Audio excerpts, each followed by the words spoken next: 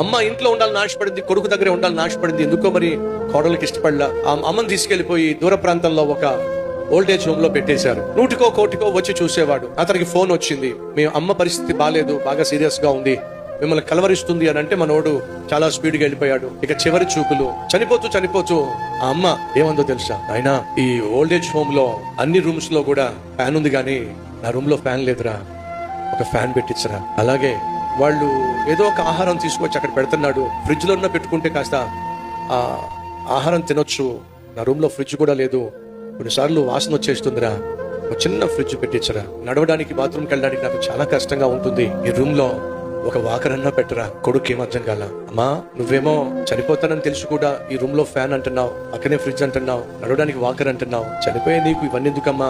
రే నేను ఆలోచిస్తుంది నా కోసం కాదురా, ఏదో ఒక రోజు నీ కొడుకులు కూడా నిన్ను ఇక్కడికే పంపిస్తారుగా, అప్పుడు నువ్వు తట్టుకోలేవని ఇప్పుడే చెప్పెడుతున్నాను రా, కొంచెం జాగ్రత్తలు తీసుకోమని. చచ్చిపోయేటప్పుడు కూడా కొడుకు బాగుండాలి అని ఆశించే ప్రేమ ఒక తల్లి తండ్రి ప్రేమ మాత్రమే.